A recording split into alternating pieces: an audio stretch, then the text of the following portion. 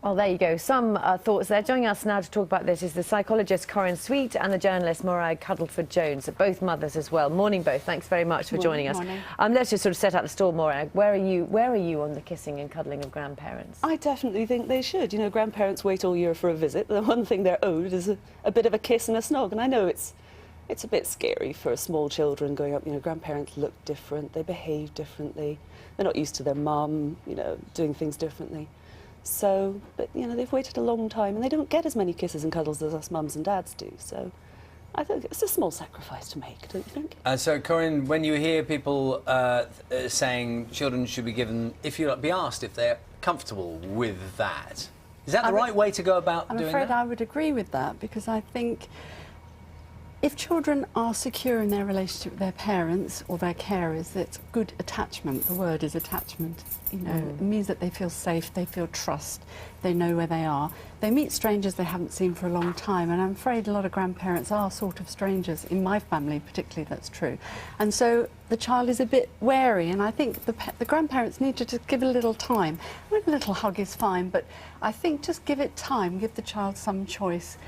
And I have a joke. I mean, sometimes you just say a little microwave, you know, like a little wave. I don't think high-fiving is the way to go with grandparents particularly, but I think we are very impatient as adults to have validation from children.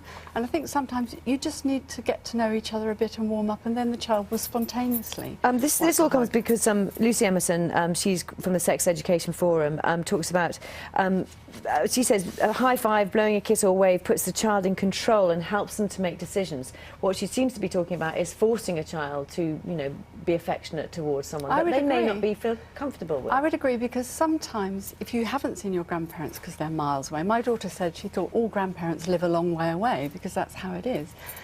You don't know who this person is, and children want to get to know who they're going to touch and cuddle, and I think that's totally fine. We don't need to worry about it. In the same way as if you met somebody, so you want to force cuddle them then?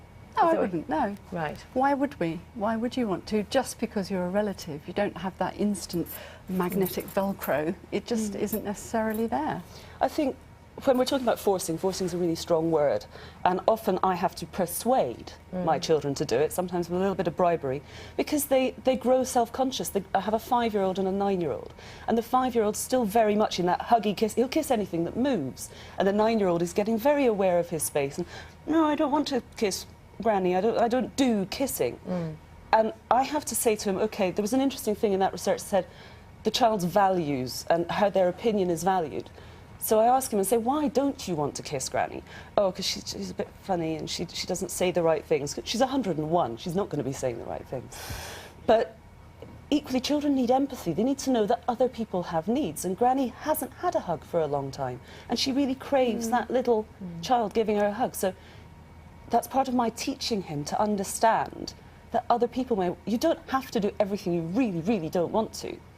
But not a high five, but, you know, a stroke, or put your cheek against her if you don't like that slobby kiss. I think, with all due respect, I would say that there's certain ages at which children can really begin to understand those things, and maybe 5 is a bit early. By the time you're 7, probably, that you could understand empathy with other people.